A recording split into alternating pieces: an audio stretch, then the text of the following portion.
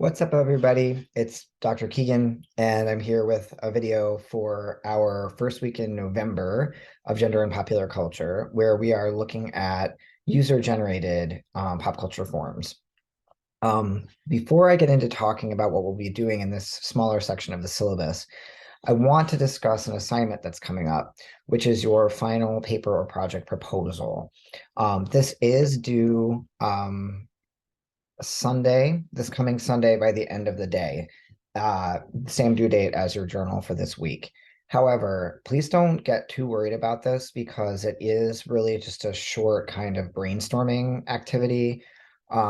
Your final paper or project in this course asks you to pick one of the 5 primary texts from the syllabus. We've already looked at 2 of those, Bitch Planet and Gone Home, and there are 3 feature films, 3, that we're watching together as a class in the last 5 weeks of the course.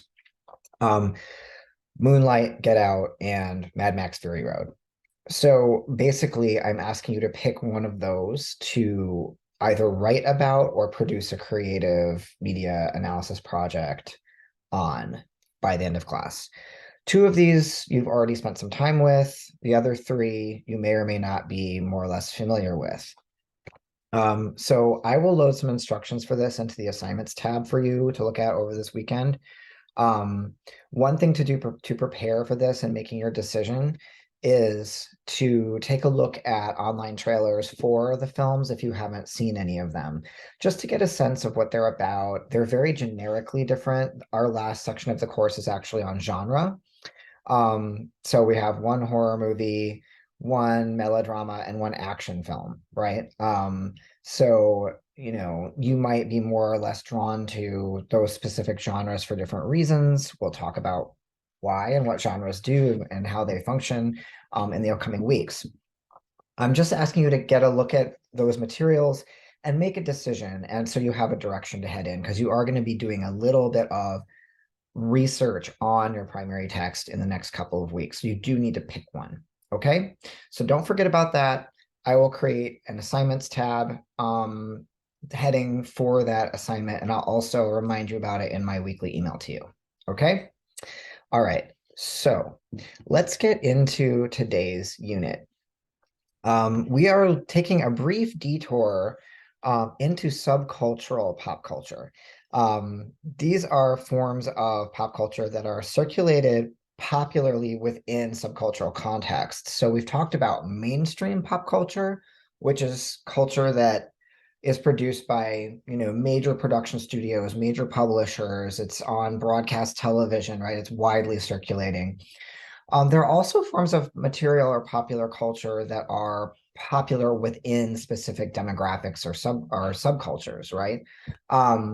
And there are also ways in which subcultural populations engage with and create culture within platforms that are provided by mainstream companies, right? So we're spending time on 2 forms of this kind of culture. The first one is the tradition of the zine, particularly LGBTQ zines and feminist zines.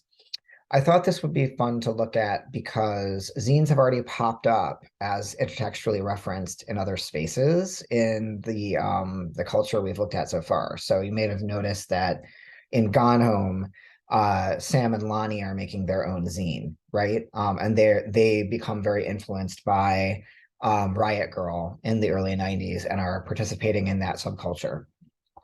So we've already seen zines. We've been introduced to characters that are making them, and now we're going to look at the actual form. So we'll start with this. It is a user-generated form, right? Using a platform, basically a media structure that allows self-generated content or information. So in this section, I'm sorry, there's someone collecting recycling outside my house, which is why you're hearing that squeaking noise. In this section, we're going to be investigating some forms of pop culture that offer structures through which users can self-generate personal and political content. And that's what we see Sam and Lonnie doing. They're using the zine as an outlet for their own artistic expression, their own political expression, and their own identities, right?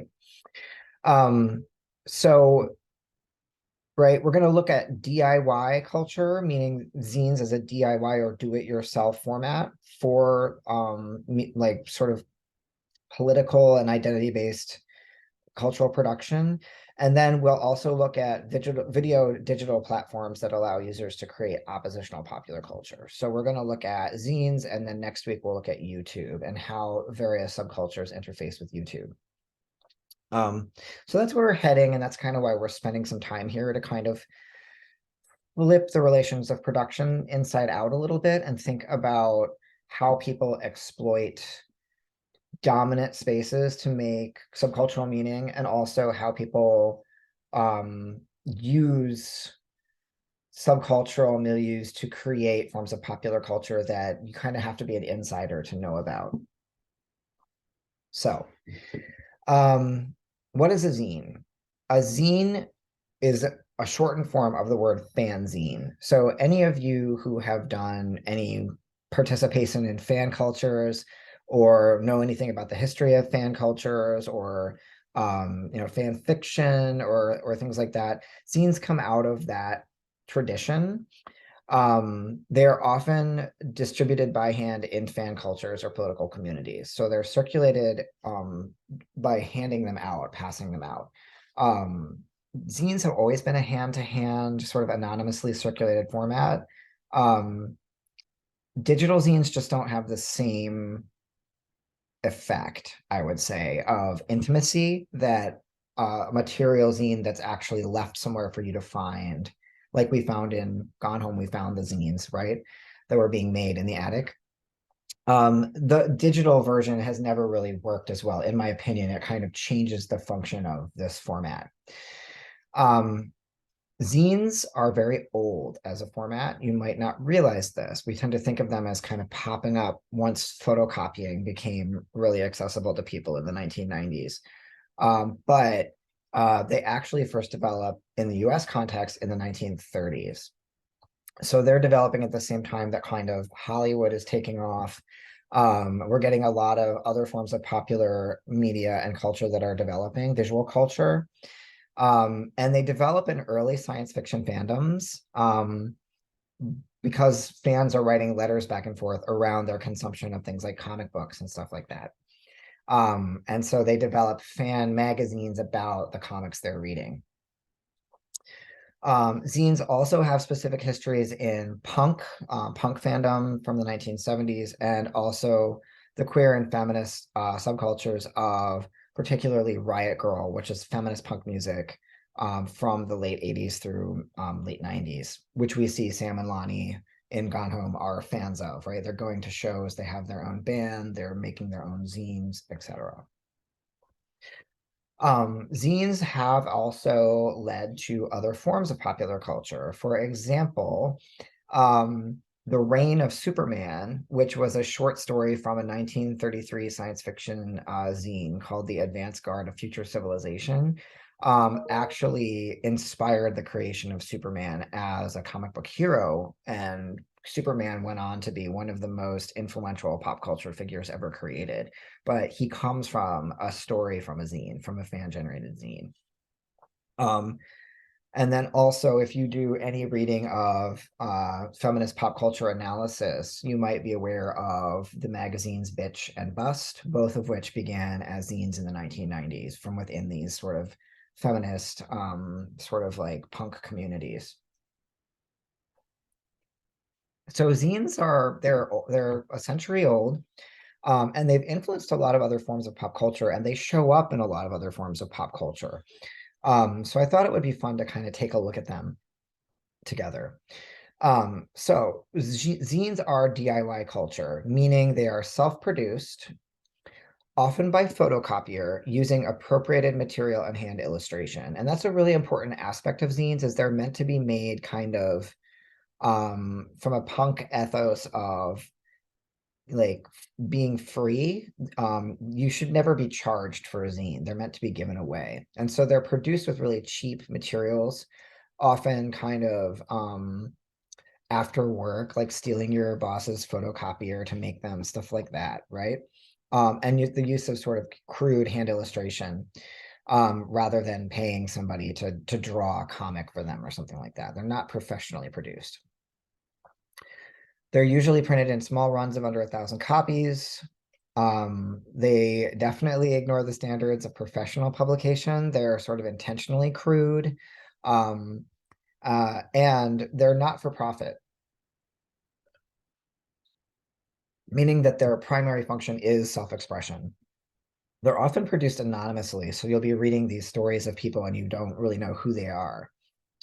Um, they're generally produced by one person or a small collective, not subject to an editor. And because they're not published by a publishing company, they're not subject to kind of the censorial eye of editorship or wanting to take things out or make them palatable to larger audiences.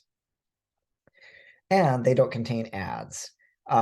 There's actually a really fun moment in Bitch Planet where we see advertising in Bitch Planet, but it's all kind of super patriarchal ads, right? Where they're commenting on the intrusion of ads into things like comic books and things like that.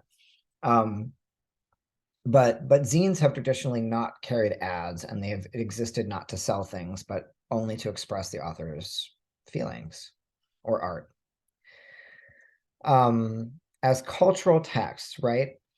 When we think about their cultural function, zines have generally been created by oppositional subcultures. So feminists, queer people, people from punk communities, anarchists, like people who are outside the mainstream, to kind of address the lack of expressive space in the dominant culture for their ideas, identities, etc. Right? So zines are sort of meant to counter the erasure of these voices from dominant popular culture and to address the specific needs, desires, and values of those communities, which we don't see reflected in things like broadcast TV or Hollywood movies, right? The sort of major forms of cultural production. So we could say that they address the shortcomings of the larger popular culture and they exist as forms of popular culture within their specific oppositional groups. So we could call them pop subcultural texts or pop subculture, right? Some examples here, right?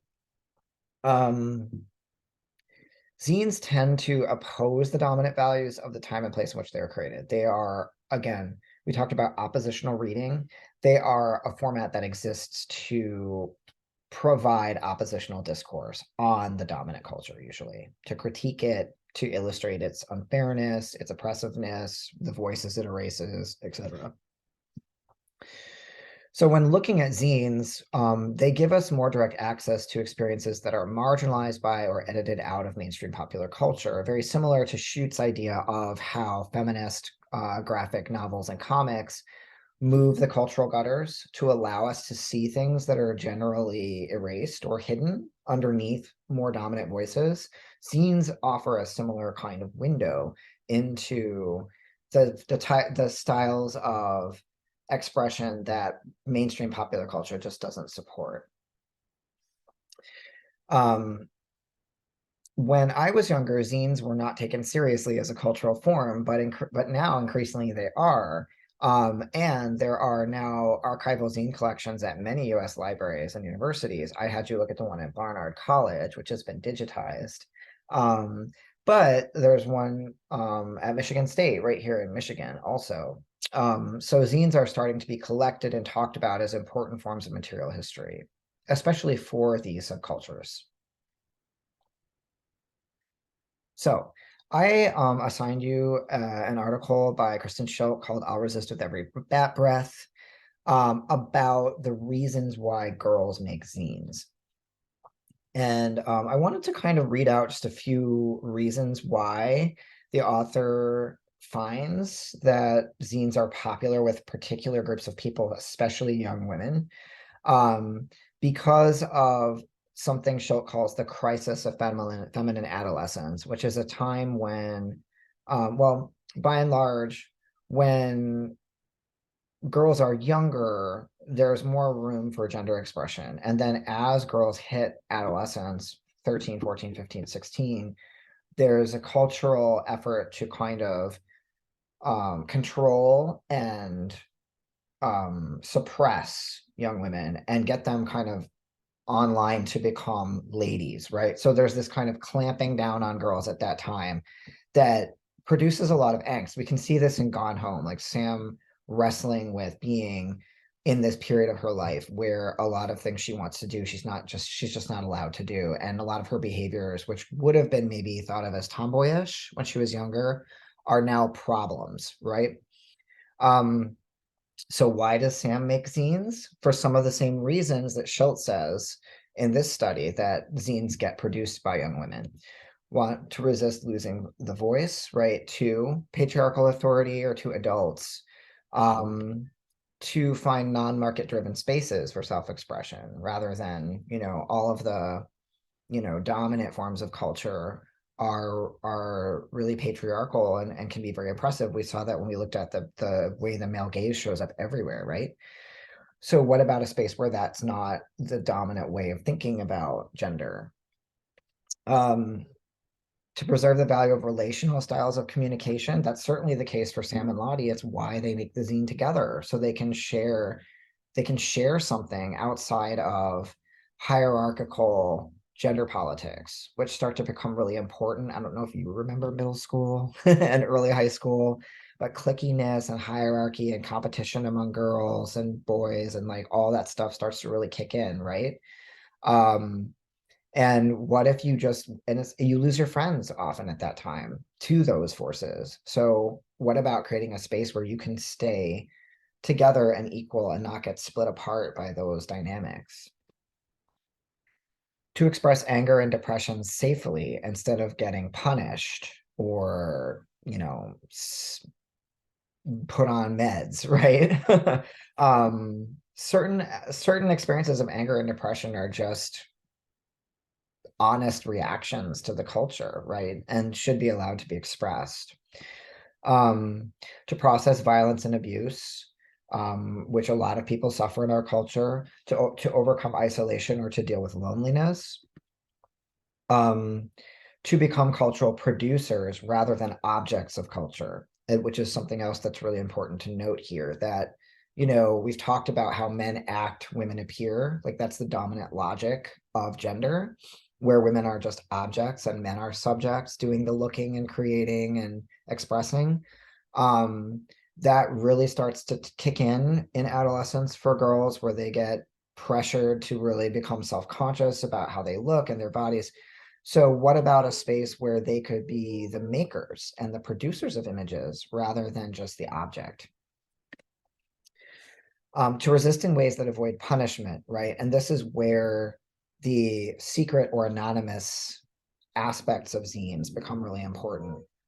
Being able to say things that adults would normally punish you for saying, but you're saying them anonymously, right? So it can't be traced back to you. And you're saying them to an audience, like who knows who your audience even is or who you even are, but you're nonetheless sharing your ideas. So it's public sharing, but through a secret or slash anonymous sort of guise that the zine allows the creator to have. And to pass forms of information, particularly feminist, queer, and anti-racist political information to other readers through these anonymous venues. So there's a lot going on in zines. They seem very crude and simple, but they meet a lot of needs for certain groups of people who are shut out of dominant forms of cultural expression and can find themselves isolated or alone or without community. So for this week, I wanted to let you choose one of two prompts to talk about the zines I had you look at. I had you look at 3 zines from the Barnard collection, which are all focusing on, sorry about the squeaking, lesbian specific zine production across. If you look at the dates they're produced, I've picked things from basically right at the beginning of gay liberation in the early 70s through the mid to early 90s. So they span about 20 years of queer history. And I wanted to ask, you can pick either of these questions to talk about. One, I am assuming that by reading Bitch Planet and playing Gone Home, you now find yourself better prepared to understand something like a zine. So I'd like for this question, if you pick this one, how has reading a comic book and studying comics a bit, and then playing Gone Home and studying video games, as well as the referentiality of Gone Home, right? What the characters are doing in Gone Home, the time period of Gone Home, which was 1994, right? And the participation of Sam and Lonnie in Riot Girl politics and music. How has engaging these two primary texts helped you better understand the formal elements, meaning the design, the layout, the aesthetics of the zines we looked at, as well as their subcultural purpose, like why make them, right? Um, so why do comics appear in these zines? Why use comics to communicate these ideas? At least one of them does, right? And then why also, if you now better understand what zines do, why are zines used in Gone Home to communicate certain things about the characters' experiences, right? Um, so for this question, which is a more kind of broad, overarching question, I'd like you to talk about how these texts, Bitch Planet, Gone Home, and the zines for today, are in conversation with one another intertextually. Why is it important to think of them together? And what does that help us see about their function? Okay, and how they borrow from one another. All right. So you might like that question, especially if you've really enjoyed Bitch Planet or Gone Home. Another question you could select here asks you to think more carefully about the zines themselves. How do the zine styles of the three I had you look at change over time? So that, remember, that asks you to look at the dates they were made. And how might this reflect the historical progress of queer and lesbian movements and cultures from the 1970s through the 1990s? In this question, I'd like you to look at and discuss the shifting formal elements of their design. Some of them don't use illustrations, some of them do, some of them don't use names, some of them do, right? Look at those elements and how they shift and change with time, and offer ideas about why those changes took place. Thinking about the need for things like anonymity, expressing ideas that might get you in trouble, you know, the feeling of isolation that we discussed, right? So here I'd like you to take some things that SCHILT says zines do for young women and think about how those might apply to queer youth, particularly in the 70s, 80s, and 90s. All right. So pick one or two, depending on your comfort zone, and make really clear to your group which one you've selected when you're answering it. All right. I will add the assignment for the proposal to the assignments tab, and I'll remind you all about that when I email you this video. Okay, be well.